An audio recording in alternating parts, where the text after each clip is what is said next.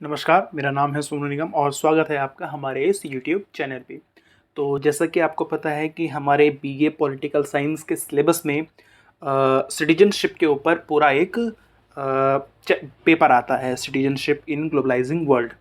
उसी में से मैंने एक टॉपिक लिया है। हमारा एक टॉपिक होता है जिसमें हमें सिटीजनशिप के बारे में पढ़ना होता है। तो मार्शल का जो सिद्धांत है नागरिकता को लेकर, या मार्शल के जो विचार हैं नागरिकता को लेकर, उसके बारे में हम यहाँ पर बात करने वाले हैं। टी.एच. मार्शल, हाँ, ये थिंकर रहे और इनके हिसाब से सिटीजनशिप क्या है, सिटीजनशिप का जो पूरा कॉन्सेप्ट है वो कैसे तैयार हुआ, वो कैसे जो है आगे बढ़ा, वो हम इसमें जानने की कोशिश करेंगे। बहुत इंपॉर्टेंट टॉपिक है। इसके ऊपर क्वेश्चन भी आते हैं। अगर आप बैक ईयर क्वेश्चन या पास्ट ईयर क्वेश्चन पेपर उठा कर देखेंगे तो हर साल इनके ऊपर एक क्वेश्चन ज़रूर आता है। तो मैं ज़्यादा समय ना खराब करके मैं इसे शुरू कर दूँ। देखिए, मार्शल का जो पूरा विचार है सिटीजनशिप के ऊपर, आप देखेंगे कि वो उनकी ही पुस्तक में मिलता है। उन्होंने एक पुस्तक लिखी थी, सिटीजनशिप एंड सोशल क्लास।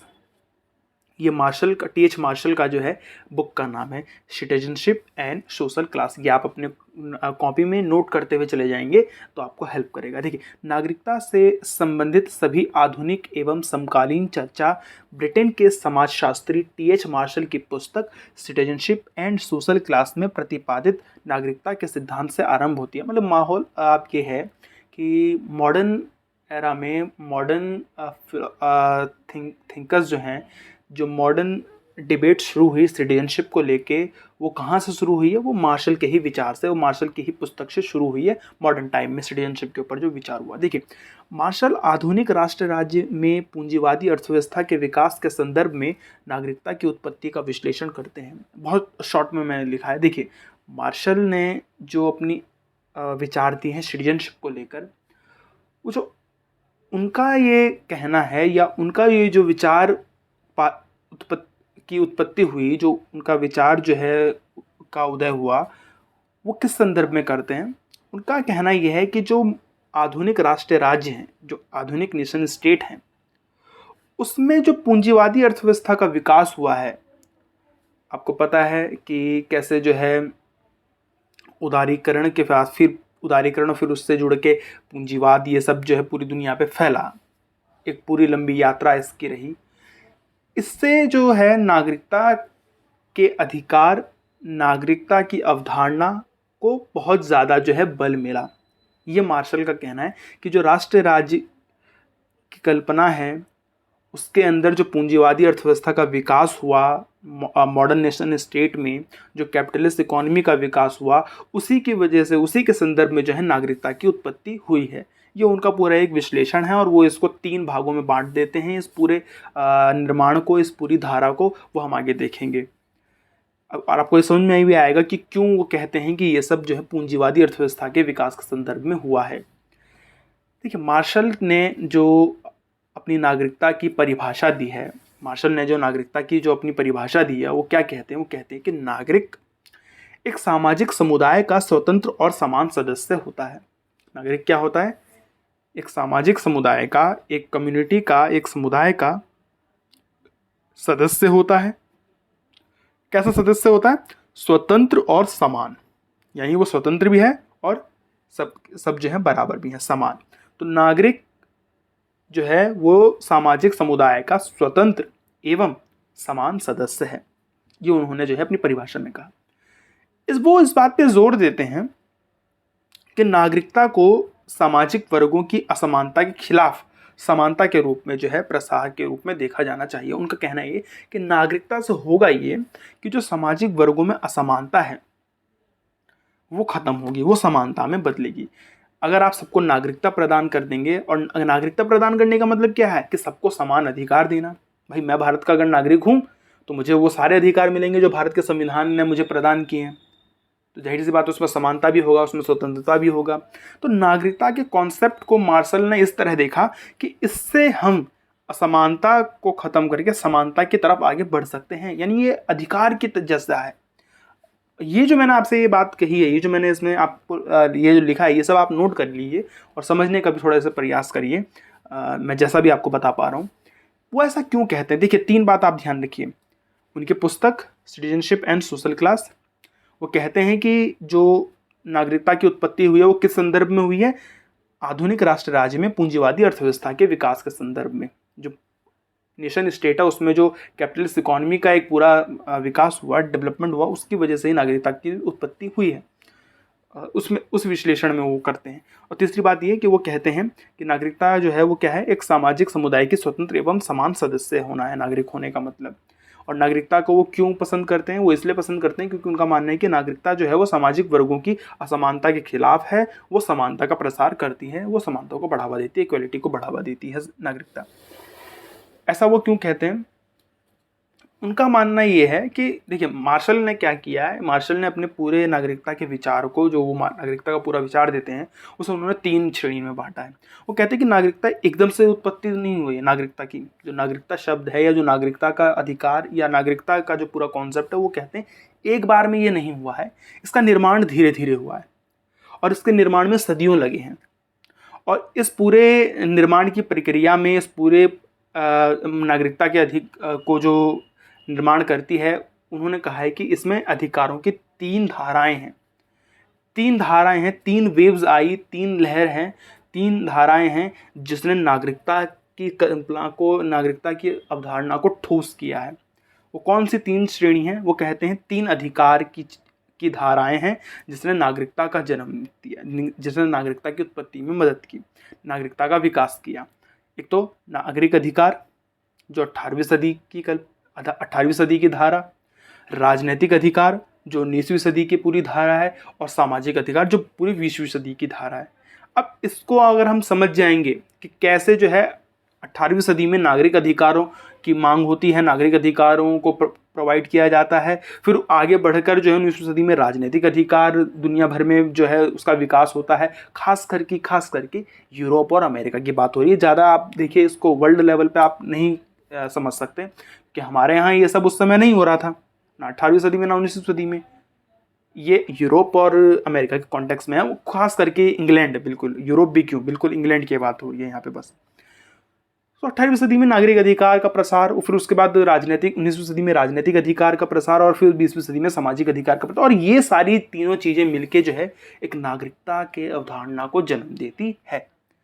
अब कैसे ये होता है ये सब देखिए मार्शल ने जो भी लिखा है अपनी किताब सिटीजनशिप एंड सोशल क्लास में, उसकी आलोचना अगर मैं आपको बताऊं तो वो ये है कि नागरिकता के बारे में जब वो विचार कर रहे होंगे, या नागरिकता के बारे में जब वो आसपास समझ रहे होंगे, सोच रहे होंगे, लिख रहे होंगे, उनका संदर्भ इंग्लैंड है। वो इंग्लैंड से, मतलब इंग्लैंड और यूरोप के बाहर उन्होंने नहीं सोचा है, वो इंग्लैंड के संदर्भ में ये सब लिख रहे हैं, ठीक है। तो इंग्लैंड के संदर्भ में बात करते हुए मार्शल लिखते हैं कि वहाँ नागरिकता जो है वो समाज में बर्जुआ वर्ग की एक ऐसी कोशिश थी जिसे वह सामंतवादी विशेषाधिकारों को समाप्त करके राजनीति में अपना प्रतिनिधित्व बढ़ा सके। देखिए, नागरिकता को बढ़ाना या नागरिकता की मांग को बढ़ाना या नागरिकता की अवधारणा को स्टैब्लिश करना, ये वहाँ के बुजुर्गा जो वर्ग था उनकी एक कोशिश थी। और उस कोशिश में वो क्या करना चाहते थे, वो दरअसल सामंतवादी विशेषाधिकारों को समाप्त करके, क्योंकि आपको पता है कि सामंतवाद और उसके बाद फिर उदारवाद के और उसके बाद पूंजीवाद, ये सब जो पूरी लहर है, ये सब आपको पता ही होगा। सामंतवाद को ख़त्म करके राजनीति में किस तरह से अपनी पकड़ बनाई जा सकती है, अपना प्रतिनिधित्व बढ़ाया जा सकता है, क्योंकि सामंतवादी व्यवस्था में कुछ लोग पूरी जो है तंत्र को संभालते थे।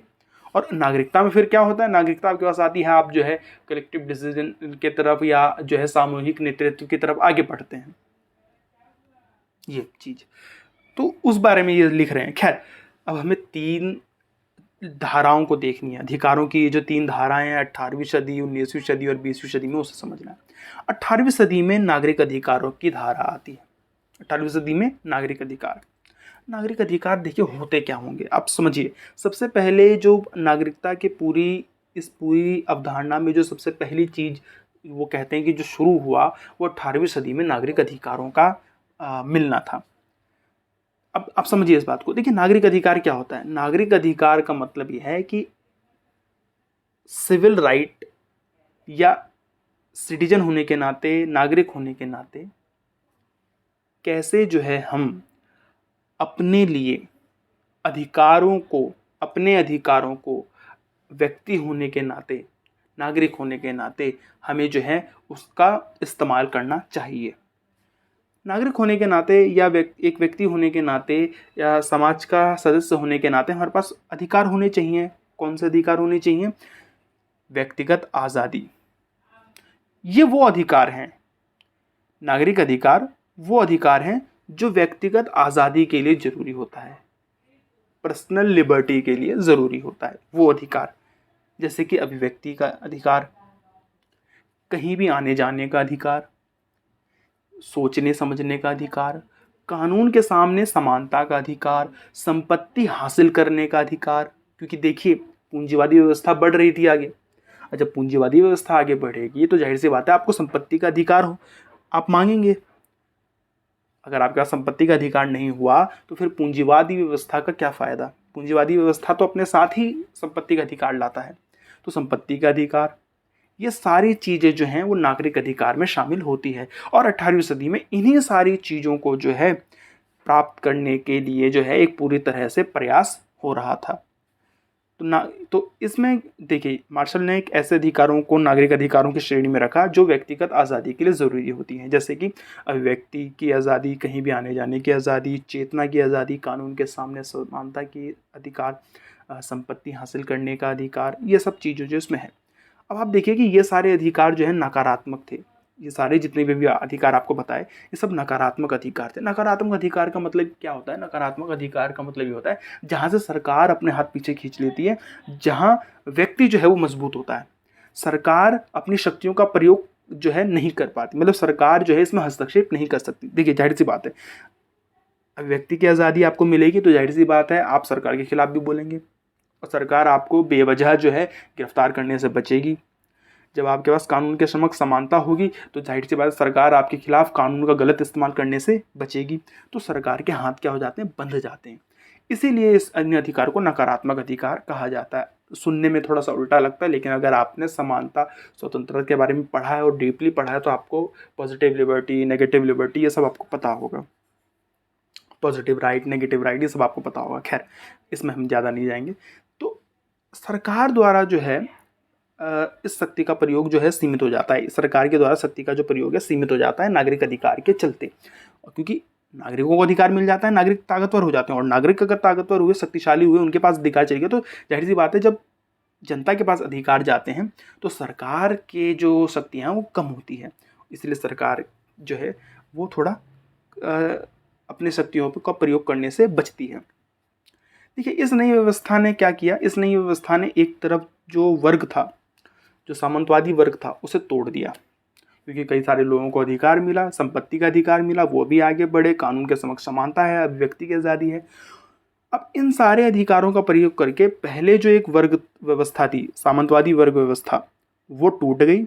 अब दूसरी तरफ एक नई वर्ग व्यवस्था स्थापित हुई जिसे क्या नाम देते हैं? पूंजीवादी व्यवस्था। तो सामंतवादी व्यवस्था टूटने के बाद कौन सी व्यवस्था शुरू हुई? पूंजीवादी व्यवस्था। इसीलिए हम कह रहे थे कि मार्शल ने जो अपना पूरा संकल्पना तैयार की है उसका संदर्भ क्या है? पूंजीवादी अर्थव्यवस्था। वो शुरुआत ही करते कहाँ से? पूंजीवादी अर्थव्यवस्था की शुरुआत से, विकास से, ये उन्होंने कहा। आगे बढ़ते।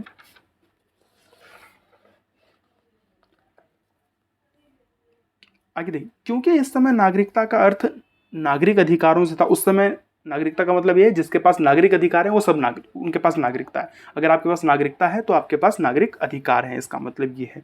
और उस समय नागरिक अधिकार मतलब क्या? व्यक्ति का स्वतंत्रता, व्यक्ति की स्वतंत्रता, कहीं भी आने जाने की स्वतंत्रता, संपत्ति की स्वतंत्रता, संपत्ति का अधिकार, ये सब उस समय जो है अधिकारों में शामिल था।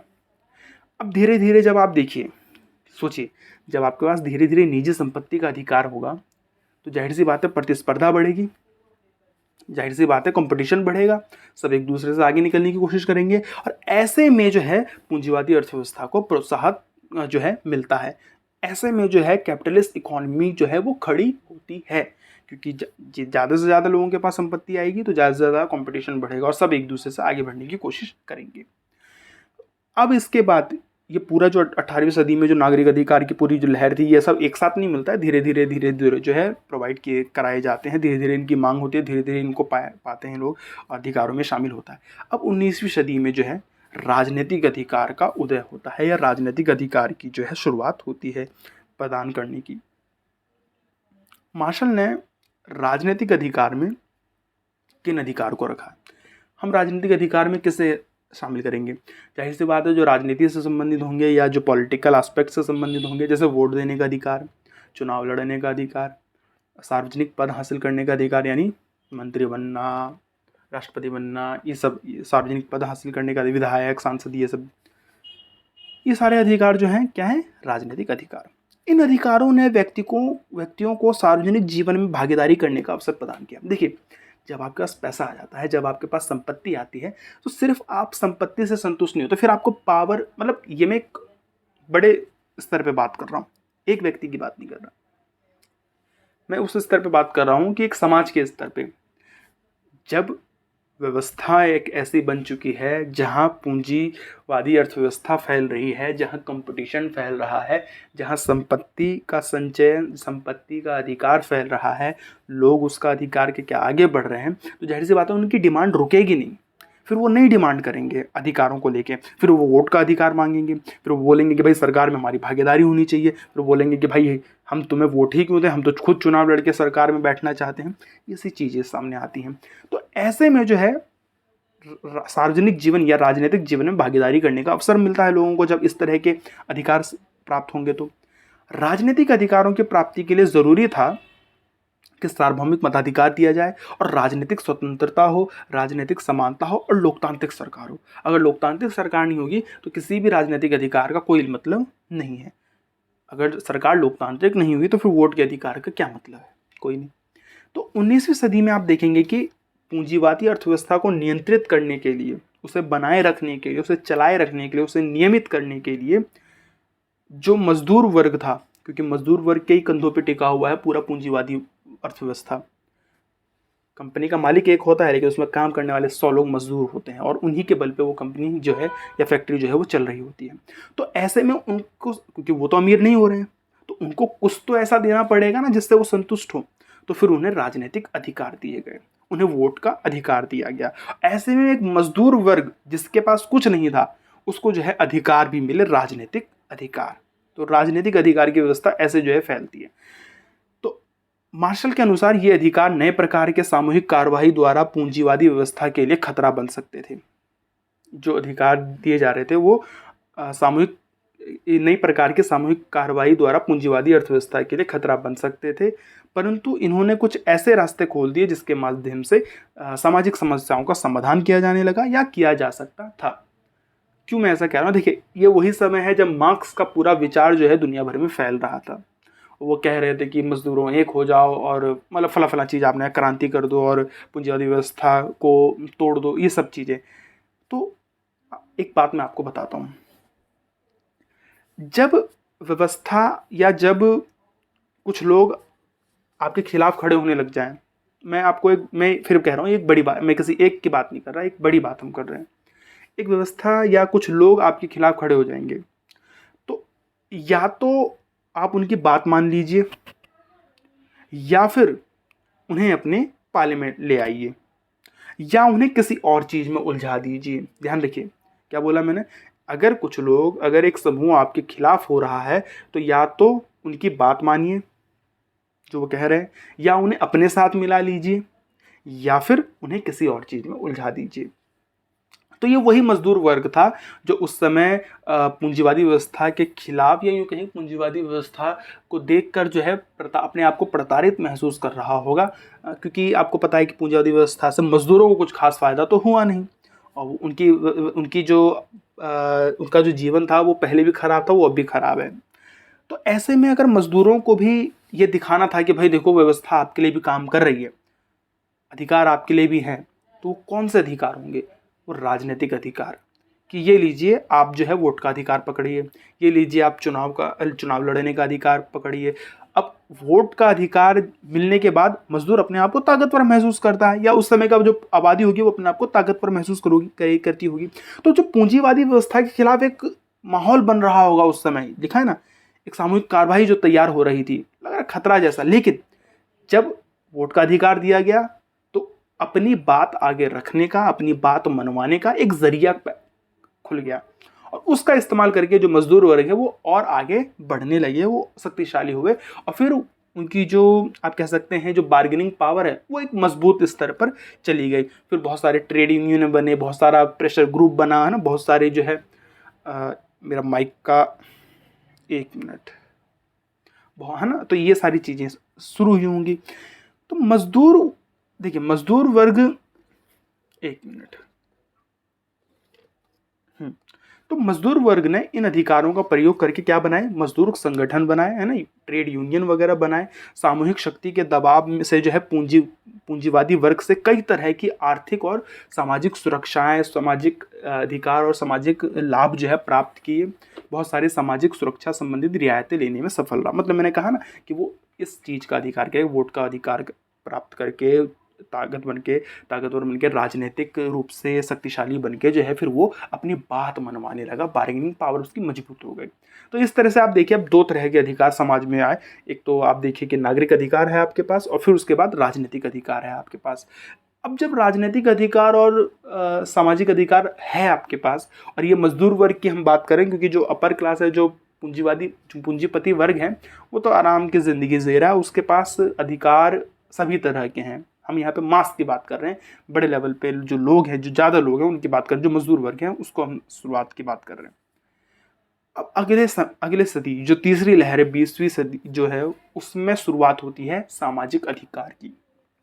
ध्यान रखिए, आपके पास व्यक्तिगत स्वतंत्रता का अधिकार है, आपके पास बोलने का अधिकार है, आपके पास कहीं भी आने जाने का अधिकार है, आपके पास वोट का अधिकार है, आपके पास संपत्ति का अधिकार है, आपके पास चुनाव लड़ने का अधिकार है, आपके पास जो है तमाम तरह के अधिकार हैं। और इस सब चीज़ों का प्रयोग करके मजदूर वर्ग जो है अपनी बातों को सामने रख रखा है, अपनी मांग को सामने रख रखा है, अपनी पार्टी बना रहा है, अपना ये संगठन बना रहा है और उसका इस्तेमाल करके वो पूंजीवादी वर्ग के सामने अपनी मांग रखता है। तो तीसरी जो लहर है या 20वीं सदी में जो अधिकार की मांग होती है वो है सामाजिक अधिकार प्रदान करने की।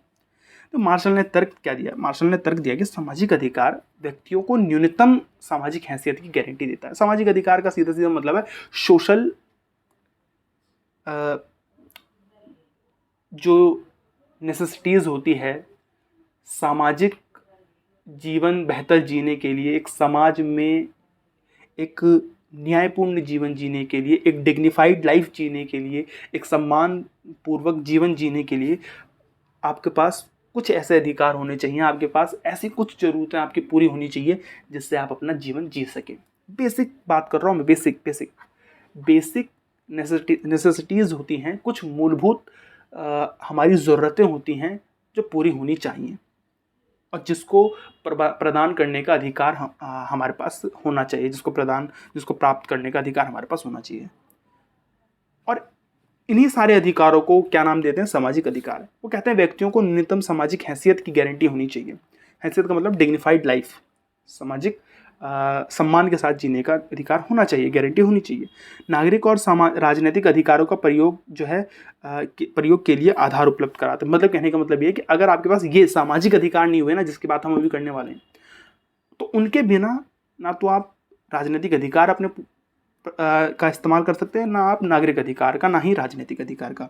क्यों ऐसा कह रहे हैं? देखिए, अब एक गरीब आदमी है, उस गरीब आदमी की कल्पना करिए जो फ्लाईओवर के नीचे रह रहा है, जो फ्लाईओवर के नीचे रहता है, दिन में जो है किसी तरह से कुछ काम करता है या फिर काम नहीं करता है, भीख मांगता है या जो भी चीज़ करता है, और फिर उसी फ्लाईओवर के नीचे जो है वो सोते हैं। अब उस तरह के लोगों की आप बात करिए तो क्या उनको article 14, article 15, article 16, article 17, article 32, article 28 इनके बारे में पता है क्या? क्या उनको इनका फ़ायदा मिलता है क्या? नहीं मिलता है। जबकि बेसिक ज़रूरतें उनकी पूरी होनी चाहिए। उनसे ज़्यादा गरीब शायद कोई नहीं होगा, लेकिन उनको ये सारी चीज़ें नहीं मिलती हैं। तो क्या वो अपने राजनीतिक अधिकार का इस्तेमाल करते होंगे? नहीं। वो वोट देने का अधिकार इस्तेमाल करते होंगे? नहीं। क्या उनके पास वोटर आई कार्ड होगा? नहीं होगा। क्या वो चुनाव लड़ सकते हैं? नहीं लड़ सकते। क्या वो सार्वजनिक पद हासिल कर सकते हैं? नहीं कर सकते। क्या वो संपत्ति का अधिकार अपना इस्तेमाल कर सकते हैं? नहीं कर सकते। करने के लिए सब कुछ उनके पास है, लेकिन जैसी उनकी हालात हैं उस आधार पे, क्योंकि उनके पास सामाजिक अधिकार नहीं है, क्योंकि उनकी सामाजिक हैसियत ऐसी नहीं है, तो फिर वो किसी भी चीज़ का प्रयोग नहीं कर सकते। इसीलिए वो कहते हैं कि मार्शल कहते हैं कि 20वीं सदी में जो है इस प्रकार के अधिकार की शुरुआत होती है। सामाजिक नागरिकता ने कानून के माध्यम से जो है पूंजीवाद में सुधार लाने की कोशिश की, कि पूंजीवाद ने एक ऐसी व्यवस्था खड़ी कर दी थी जहां अमीर बहुत ज़्यादा अमीर और गरीब बहुत ज़्यादा गरीब हुआ। तो आधुनिक राज्य ने जो है ऐसा कुछ किया, हम नए सरकारों ने या नए 20वीं सदी में ऐसा हुआ कि अब ये जो मजदूर वर्ग था या जो ये गरीब वर्ग था, उसको भी एक न्यूनतम आवश्यकता पूरी हो जाए, उसको भी एक सोशल गारंटी प्रोवाइड कराई कि फ्री में शिक्षा प्रदान करना किसकी जिम्मेदारी है? सरकार की जिम्मेदारी। बीमारी के खिलाफ बीमा देना किसकी जिम्मेदारी है? सरकार की जिम्मेदारी। समान काम के लिए समान वेतन, यानी अगर इक्वल वर्क है तो इक्वल पे स्केल भी होगा, इक्वल वेज भी होगा। न्यूनतम वेतन, मिनिमम वेज, मजदूर संगठनों के अधिकार तथा सामाजिक सुरक्षा के अन्य, यानी कि पेंशन वगैरह, ये सारी चीज़ें, वृद्धा पेंशन, विडो पेंशन, ये सारी चीज़ें आप देखिए, ये सब पहले नहीं होती थी। ये 20वीं सदी से इन सब की शुरुआत हुई, और वो भी कहाँ, ये तो हम यूरोप और खास करके इंग्लैंड की बात कर रहे हैं। हमारे यहाँ तो अब जाके जो है अब बीमारी के खिलाफ बीमा दे रही है सरकार, अब जाके उस समय की बात है, 20वीं सदी की शुरुआत में, और उसके बाद जो है इंग्लैंड वगैरह की। अब तो हम तो 21वीं सदी में आ गए हैं। तो 20वीं सदी में इस तरह के अधिकार प्रोवाइड कराए जाते हैं, इस तरह के अधिकार की बात जो है शुरू होती है। ये सारे अधिकार सकारात्मक अधिकार थे। क्यों? क्योंकि ये सारे अधिकार जो हैं ये सरकार के ऊपर जिम्मेदारी डालते हैं ना। सरकार को की जिम्मेदारी है मुफ्त शिक्षा देना, सरकार की जिम्मेदारी है मुफ्त स्वास्थ्य सेवा, सरकार की जिम्मेदारी है कि न्यूनतम वेतन का ध्यान रखें। ऐसे में जब सरकार के पास ये सारे काम चले जाएंगे तो जाहिर सी बात है, सरकार जब इन चीज़ों को पूरा करेगी, नीतियाँ बनाएगी, तो उसके पास बहुत शक्तियाँ होंगी इसे लागू करने की। तो वो आपसे बोलेगी कि एडमिशन चाहिए तो जाओ पहले अपना आधार कार्ड लेकर आओ, फला फला चीज़ लेकर आओ। तो सरकार जो है इसमें शक्तिशाली हो जाती है ऐसे में। तो ये सकारात्मक अधिकार हैं जो समाज में कायम मानकों के अनुसार जो है सभ्य जीवन जीने में सहायक होते हैं। राज्य जो है सामाजिक सेवाओं, जैसे कल्याणकारी राज्य की व्यवस्था होती है, या शिक्षा व्यवस्था होती है, या स्वास्थ्य सेवाएं होती हैं, इन सारी व्यवस्थाओं को पूरा करने के लिए सक्रिय रूप से हस्तक्षेप करता है। कौन? सरकार।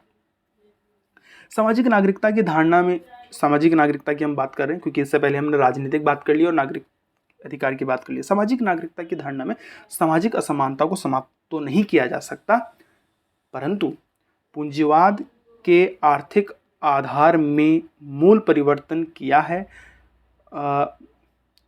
एक मिनट देखिए, सामाजिक नागरिकता की धारणा ने सामाजिक असमानता को ना तो समाप्त किया है और ना ही जो है पूंजीवाद के आर्थिक आधार में कोई बहुत ज़्यादा परिवर्तन किया है, लेकिन इसने कई प्रकार के सामाजिक असमानताओं को कम ज़रूर किया है। क्यों ऐसा कह रहे हैं? देखिए, आप कितना भी जो है फ्री स्कूल, फ्री हॉस्पिटल चला दे, लेकिन हम सबको पता है कि हम जो हैं बहुत जो सामाजिक असमानता है, जो अमीर और गरीब के बीच जो समानता है उनके सामाजिक जीवन में, उसे हम उस असमानता को हम ख़त्म नहीं कर सकते, उस खाई को हम ख़त्म नहीं कर सकते, है ना। और ना ही जो हम पूंजीवादी पूरी व्यवस्था को बदल पाएंगे, लेकिन बहुत सारी चीज़ों को हमने सही तरीके से चलाने पे ज़रूर काम किया है। बहुत सारी असमानता को हमने कम ज़रूर किया है। वो जो गैप था, उस गैप को हमने लगातार कम करने की कोशिश की है।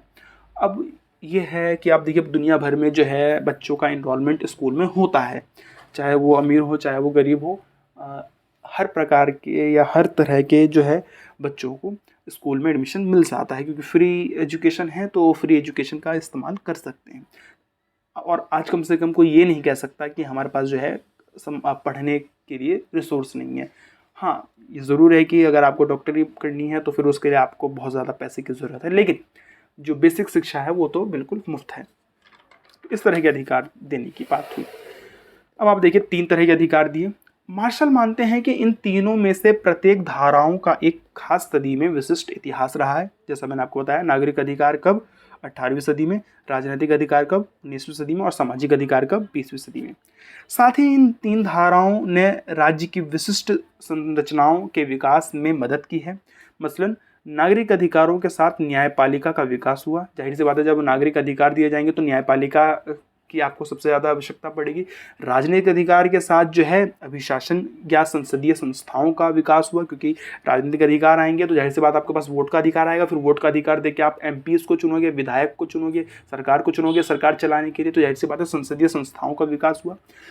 सामाजिक अधिकार के साथ जो है शिक्षा व्यवस्था और कल्याणकारी राज्य का विकास हुआ, क्योंकि जब सामाजिक अधिकार आते हैं तो सरकार की जिम्मेदारी होती है कि लोगों के कल्याण पे जोर दें, लोगों को फ्री में शिक्षा दें, लोगों को फ्री में जो है स्वास्थ्य दें, लोगों के पेंशन का, लोगों के बीमा का, इंश्योरेंस का ध्यान रखें। ये इसको कल्याणकारी राज्य की व्यवस्था कहते हैं। तो ये सब इसमें चीज़ें।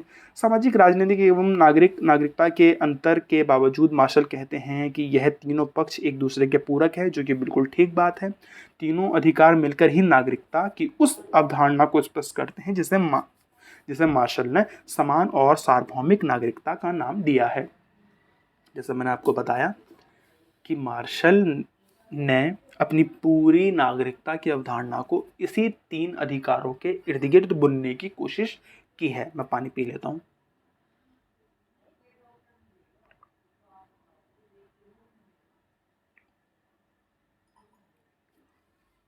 जी, ये पूरा उसका नागरिकता का अवधारणा। अब हम आ जाते हैं मार्शल ने जो अपनी नागरिकता की अवधारणा दी है उसकी आलोचना करते हैं। ये ज़रूरी है, जब भी हम आंसर लिखते हैं, जब भी हम टॉपिक पढ़ते हैं तो हमें आलोचना पे भी ध्यान देना चाहिए। हालांकि मैंने बहुत संक्षिप्त लिया है, मैंने बुक से ही कॉपी किया हुआ है और कहीं से नहीं लिया है, कॉपी ही मैंने किया है इसे। मार्शल की जो नागरिकता की अवधारणा है उसकी अगर आलोचना हम देखें, क्योंकि हमने पूरी अवधारणा को पढ़ लिया, तो अगर हम ध्यान से देखें तो मार्शल की नागरिकता का जो सिद्धांत है, मार्शल का नागरिकता सिद्धांत आधुनिक समय में नागरिकता की अवधारणा का स्पष्टतम अभिव्यक्ति थे। यानी सबसे क्लियरली, अभी मैं आलोचना करूंगा, पहले हम थोड़ा सा जो है अपनी बात को स्पष्ट कर रहे हैं। देखिए, मार्शल की जो नागरिकता का सिद्धांत है वो मॉडर्न समय में, आधुनिक समय में सबसे ज़्यादा स्पष्ट रूप से उन्होंने बताया है, अच्छे से उन्होंने समझाने की कोशिश की है। मार्शल से पहले बहुत कम विचारक ऐसे थे, बहुत कम ऐसे लेखक थे जिन्होंने राजनीतिक नागरिकता के साथ साथ सामाजिक नागरिकता को भी जो है इसका एक अभिन्न अंग मांगा। मतलब पहले तो बस इतना माना जाता था कि वो नागरिक है जिसके पास जो है वोट का अधिकार है, या जिसके पास जो है पहले ज़माने में जो शासन का में भागीदारी करता है, या जो बिजनेस क्लास में है, या जो अमीर है, वही नागरिक है। बाकी जो दास होते थे उनको तो नागरिक, जैसे एरिस्टोटल हैं, अरस्तु ने तो दासों को नहीं माना नागरिक। तो पुराने विचारक जो थे वो, उनका कोई लेना देना था इस चीज़ से। लेकिन मार्शल ने जो है अपनी नागरिकता की अवधारणा में राजनीतिक नागरिकता के साथ साथ सामाजिक और नागरिक अधिकारों को भी इसके साथ जुड़ा। ये अच्छी बात है, बहुत अच्छी बात है। लेकिन इन सारी चीज़ों के बावजूद भी जो है हम मार्शल के सिद्धांत की आलोचना कर सकते हैं। एंथनी गिडेंस हैं, उन्होंने जो है 5 आधार पे इस आलोचना को किया है। एंथनी गिडेंस ने लगभग 5 चीज़ें बताई हैं जो वो आलोचना कर रहे हैं टी.एच. मार्शल के नागरिकता के अवधारणा की। ये उनकी आलोचना है, एंथनी गिडेंस ने ये आलोचना की है। देखिए, मार्शल का जो अध्ययन है, वो कहते हैं कि देखिए मार्शल का जो अध्ययन है वो तो बहुत ही ज़्यादा, अगर भौगोलिक दृष्टिकोण से हम देखें तो बहुत ही ज़्यादा निकट दृष्ट है। बहुत छोटे लेवल पे उन्होंने जो है इसके ऊपर ध्यान दिया है। केवल इंग्लैंड की बात करते हैं, इंग्लैंड के बाहर की तो बात उन्होंने की ही नहीं, क्योंकि वो इंग्लैंड में बेस्ड उनका पूरा ये वो किताब ही उनकी पूरी इंग्लैंड के अंदर, इंग्लैंड के ऊपर बेस्ड है। और वो जब ये जो उन्होंने लहर बनाई है, जो धाराएं बताई हैं 18वीं सदी की, 19वीं सदी की और 20वीं सदी की, ये किसके ऊपर आधारित है? इंग्लैंड के अनुभव पर आधारित है। तो गिडेंस ये कहते हैं कि इन्होंने कोई विश्व के स्तर की बात नहीं की है, या इनकी ये अवधारणा जो है वो हमारे, हो सकता है भारत के हिसाब से ठीक ना बैठे। ये एक आलोचना हो सकती है। दूसरी आलोचना वो कहते हैं कि नागरिकता की जो धारणा है वो बहुत ही ज़्यादा एकांतिक है, वो बहुत ही ज़्यादा केवल जो है इस चीज़ पे जोर देते हैं कि अधिकार होने चाहिए, लोगों को अधिकार मिलने चाहिए, समाज के व्यक्तियों को अधिकार मिलने चाहिए। अधिकार की बस बात कर रहे, कर्तव्य की तो बात करते नहीं है। तो एक तरफा की बात हो रही है यहाँ पे, वो ऐसा कहते हैं।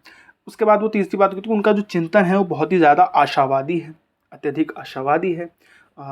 चौथी बात वो कहते हैं कि उनकी अधिकारों की जो त्रिभुजीय धारणा है वो बहुत ही ज़्यादा सरल है। उन्होंने क्रिटिकली इन सब चीज़ों को समझाने की कोशिश नहीं की है। वो केवल उन्होंने जो है स्पष्ट कर दिया, एक्सप्लेनेशन दे दिया है कि देखिए ऐसा है, ये नागरिक अधिकार, ये हो गया इस राजनीतिक अधिकार, और ये हो गया सामाजिक अधिकार, और इनको मिला जुला के जो व्यवस्था बनती है वो पूरा नागरिकता है, जिन जो ये सारी चीज़ें नागरिकता को तैयार करती है। बहुत ही सिंपल तरीके से उन्होंने बताया, कोई क्रिटिकल थिंकिंग उसमें नज़र आती नहीं है, ऐसा एंथनी कहते हैं। पांचवी चीज़ वो कहते हैं कि इसकी व्याख्या करना जो है बहुत ही ज़्यादा अनैतिहासिक है, क्योंकि केवल 300 सदी पुरानी बात वो कर रहे हैं, जबकि नागरिकता का जो कॉन्सेप्ट है या नागरिकता की जो धारणा है या जो नागरिकता का पूरा एक विचार है वो आज का नहीं है, वो सदियों पुराना है, वो बहुत साल पुराना है, वो बहुत सदी पुराना है। लेकिन मार्शल केवल 300 साल से जो है इसको जो है डिस्क्राइब करने की, इसको जो है डिफाइन करने की कोशिश करते हैं केवल तो ये बहुत ही ज़्यादा अनैतिहासिक है इनकी जो व्याख्या है, ये आलोचना हो जाती है इस पर। कुछ हम कंक्लूज़न भी लिख सकते हैं, जहाँ एक तरफ मार्शल ने राजनीतिक अधिकारों, नागरिक अधिकारों और सामाजिक अधिकारों को एक दूसरे के लिए पूरक माना है, वहीं दूसरी तरफ ये विरोधाभासी भी लगता है। मतलब कंक्लूड कर रहे हैं हम लोग, देखिए मार्शल ने कहा, क्या कहा कि तीनों अधिकार जो मैंने अलग अलग बताए हैं, हालांकि तीनों अलग अलग सदी में आए हैं, लेकिन वो एक दूसरे के पूरक हैं। ऐसा कौन कह रहा है? ऐसा मार्शल कह रहे हैं। लेकिन हमें वो बहुत ही ज़्यादा जो है विरोधाभासी नज़र आते हैं। क्यों ऐसा कह रहा हूँ मैं? देखिए, अगर हम एक तरफ नागरिक अधिकारों की बात करें, नागरिकता की बात करें, तो वो राज्य के विरुद्ध अधिकार देती है। जो नागरिक अधिकार है वो हमें राज्य के विरुद्ध अधिकार देती है, राज्य के सत्तियों पे पाबंदी लगाने का काम करती है, सीमाएं लगाने का काम करती है। और जो सामाजिक नागरिकता है वो हमें ऐसी अधिकार देती है जो राज्य द्वारा पूरे किए जाएंगे, वो राज्य की जिम्मेदारी है। मतलब हम राज्य के जो है रहमो करम पे रहेंगे, राज्य हमें फ्री शिक्षा देगा, राज्य हमें फ्री स्वास्थ्य सेवा देगा। तो देखिए दोनों तरफ, एक तरफ हम राज्य के विरुद्ध खड़े हो जाते हैं, नागरिक अधिकार में क्या है, हम राज्य के खिलाफ बोलते हैं, राज्य के विरुद्ध हमें शक्ति मिलती है। और सामाजिक नागरिकता में हमें क्या करना पड़ता है, राज्य की तरफ देखना पड़ता है, सरकार की तरफ देखना पड़ता है कि सरकार की तरफ से हमें कोई मदद मिलेगी। तो कितना अलग है। देखिए सामाजिक नागरिकता का अर्थ क्या है कि राज्य द्वारा अधिक खर्च। देखिए सामाजिक नागरिकता मैंने भी क्या बताया कि सामाजिक जो अधिकार है उसमें क्या होगा, फ्री शिक्षा, फ्री स्वास्थ्य, बीमा, इंश्योरेंस, पेंशन, ये सब मिलेगा। अब जब सरकार फ्री शिक्षा देगी, फ्री स्वास्थ्य सेवा देगी लोगों को, तो सरकार का तो पैसा खर्च होगा ना, तो सरकार को ज़्यादा से ज़्यादा पैसा चाहिए। तो अगर ज़्यादा से ज़्यादा पैसा चाहिए तो सरकार क्या करेगी, ज़्यादा से ज़्यादा टैक्स लगाने की कोशिश करेगी। और जब वो टैक्स लगाएगी तो जाहिर सी बात है पूंजीवादी व्यवस्था में टैक्स को अच्छा नहीं माना जाता, क्योंकि आप टैक्स किसके ऊपर लगाएंगे, जिनके पास संपत्ति है। और पूंजीवादी व्यवस्था तो भाई संपत्ति इकट्ठा करने के ऊपर जोर देती है, संपत्ति का अधिकार देती है। तो जो नागरिक अधिकार था, संपत्ति का अधिकार, जिसमें ज़्यादा से ज़्यादा आप संपत्ति इकट्ठा कर सकते हैं, उसे ठेस पहुंचेगी। क्यों? क्योंकि सामाजिक नागरिकता का अर्थ होता है कि राज्य ज़्यादा से ज़्यादा खर्च करेगा लोगों के ऊपर, और ज़्यादा से ज़्यादा खर्च करेगा तो टैक्स भी ज़्यादा चाहिए, और टैक्स जब ज़्यादा चाहिए तो आप अमीर लोगों से छीनने की कोशिश करोगे, आपके ऊपर 20% टैक्स, आपके ऊपर 30% टैक्स। ऐसे में जो पूंजीवादी समाज है उस व्यक्ति के ऊपर जो उसका नागरिक अधिकार था, जो संपत्ति का अधिकार था, उसका हनन हो जाता है। तो आप सोचिए कितना ज़्यादा जो है एक दूसरे के विरोधाभासी है। मैं उम्मीद करता हूँ आपको समझ में आ गया होगा। बहुत छोटी सी बात है, अगर आपको समझ नहीं आ रहा तो इसको थोड़ा रिपीट करके देख लीजिएगा, वरना एक बार में आपको समझ में आ गया होगा। बहुत आसान सी बात है। मार्शल के लिए नागरिकता एक कानूनी स्थिति है। मार्शल के लिए नागरिकता जो है वो एक कानूनी स्थिति है। ये एक ऐसी स्थिति है जो एक राज्य के नागरिकों को समान अधिकार देती है, परंतु यह अधिकार और कर्तव्य दोनों ही होंगे। इन्हें निश्चित करने का कोई एक सर्वमान्य मानदंड नहीं है। जैसे मैंने आपको बताया ना, वो अधिकारों की जितनी बात करते हैं, कर्तव्य इतना कुछ दिखाई नहीं देता है। और इसको निश्चित करना, इसका एक मानदंड तैयार करना, इसका एक प्लेटफॉर्म तैयार करने का, इसका एक स्टैंडर्ड तैयार करना, ये सारी जानकारी हमें कुछ खास मिलती नहीं है। तो ये इसको कंक्लूड करके आप लिख सकते हैं। मेरा ख्याल है कि अगर आप इतना तैयार कर लेते हैं अपने इस टॉपिक के लिए तो आपका काम बन जाएगा। इससे रिलेटेड कोई भी क्वेश्चन अगर आपका आ गया, मार्शल के नागरिकता के अधिकार का विश्लेषण कीजिए, तो आप ये लिख दीजिए आलोचना, इसमें मैंने दी है। ये सारी चीज़ें आप इसमें कवर कर सकते हैं। बाकी वीडियो अगर अच्छी लगे तो इसे लाइक कर दीजिए, और बाकी भी टॉपिक हमने जो है अपलोड कर रखे हैं, अपने हर सेमेस्टर का टॉपिक हमारे वीडियो पे अपलोड हो रखा है। धन्यवाद।